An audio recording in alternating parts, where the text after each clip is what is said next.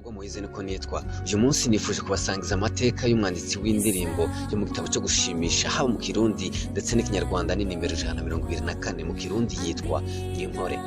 Naho mu kinyarwanda iyi ndirimbo yitwa Ndi neza ndatuje. Iyo ndirimbo muhamwe mwumvano. Yesu ampa amahoro yitarondoreka. Kubera ko umwanditsi yanditse ino ndirimbo yari mu bihe bihe.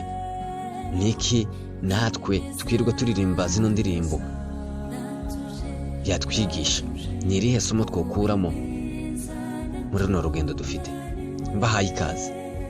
Nimpore cyangwa se Ndi neza ndatuje ni indirimbo yavuye mu mubabaro mwinshi cyane yanditswe n'umunyamerika Horatio Gates Spafford mu mwaka w'1871. Horatio yavukiye ahitwa Troy mu mujyi wa New York hari tariki 20 z'ukwezi kwa 10 mu mwaka w'1828. Yari umuntu uzwi cyane mu gisagara nk'umushingwamanza cyangwa se umwavoka. Yaburaniraga abantu neza cyane. Yarazwi kandi nk'umukristo wafashe itorero yasengeragamo. Ariko mu ntango z'umwaka w'1871 Horatio Gates yashyize umutahe we munini mu bintu by'amazu. Ariko muri uwo mwaka ibyago bikomeye byatanguye. Uwo mwaka nyine agishyiramo umutahe wo kugura amazu. Umuriro udasanzwe utwika igisagara cya New York muri uwo mwaka w'1871. Watwitse amazu ashika ku 17,500 n'abantu barenga 300 basiga ubuzima.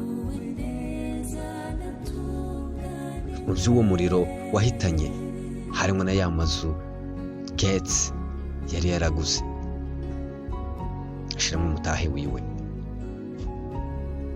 Nyuma mu mwaka w'1973 Horatio Gates n'umuryango wiwe bafashe umugambi wo kuja mu buruhuko mu gihugu cy'Ubwongereza. Kubera impamvu z'akazi ntibyakunze ko Horatio ajana n'umuryango, maze abanza yohereza umugore n'abana babanza kugenda.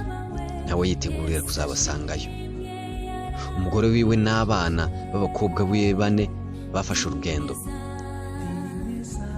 Umukobwa we wa mbere yari afite imyaka 11, wa kabiri yari afite imyaka 9, wa gatatu yari afite imyaka 5, wa kane yari afite imyaka 2. Buriya ubwato bwitwa Ville de Havre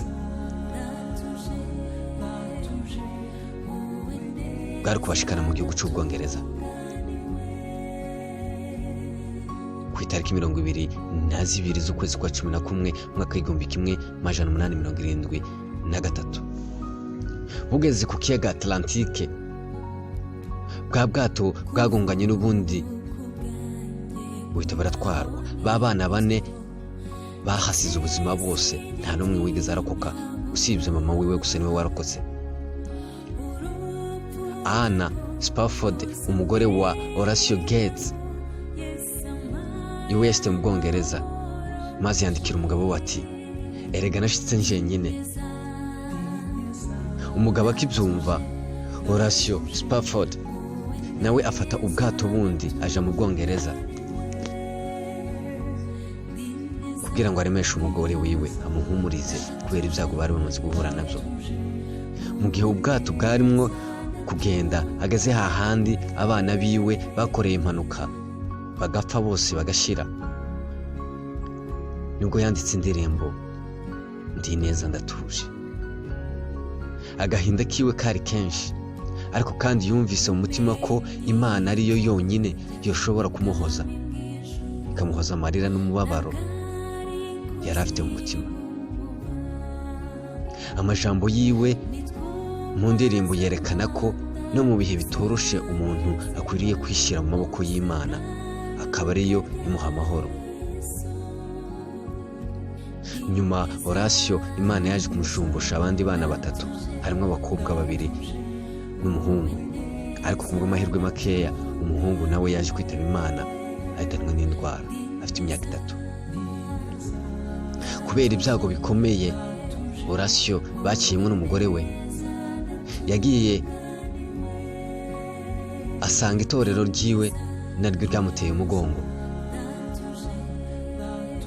rimugenda kure cyane. Batangira kuvuga ko Horatio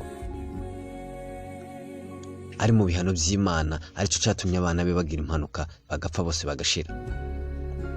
Ibyo byamuteye kuzinukwa ibintu byinshi by'isi yahezaga agaciro, maze ategura guheba Amerika, maze yimukira i Yerusalemu ariyo Isiraheli y'ubu ngubu.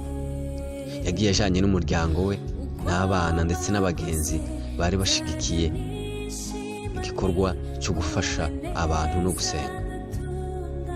Horatio Gates yitabye Imana mu gihugu cya Isiraheli hari itariki 16 z'ukwezi kwa 10 mwaka w'1888. Iminsi mike imbere y'uko akwiza imyaka 60 y'amavuko, yahambwe i Yerusalemu. Indirimbo ya Horatio ni indirimbo wogira ngo ivuga igihushane n'inzu yaciyemo. Avuga amahoro yo mu mutima kandi yarababaye, afite agahinda kenshi mu mutima kubwo kubura abana. Ni ikigo gikomeye cyane natwe dukwiriye kwigira muri buno buzima bwacu, tukagira inkomezi mu ducemo byose. Iyi ndirimbo yahembwe mu rurimi rw'icyongereza, ayita It's Well With My Soul. Mu Giswahili iyi ndirimbo bayita ni Salama Rohoni. Mu Kinyarwanda yitwa Ndi Neza Ndatuje, ndetse no mu Kirundi bayita Nimpore. Indirimbo y'124. Iyi ni indirimbo ifite amateka akomeye cyane, ariko kandi hari ihumure ibyo unyuramo byose. Yesu azaduhereza amahoro yo mu mutima. Ndabashimiye kuba mukurikirana ibiganiro byacu umunsi ku wundi.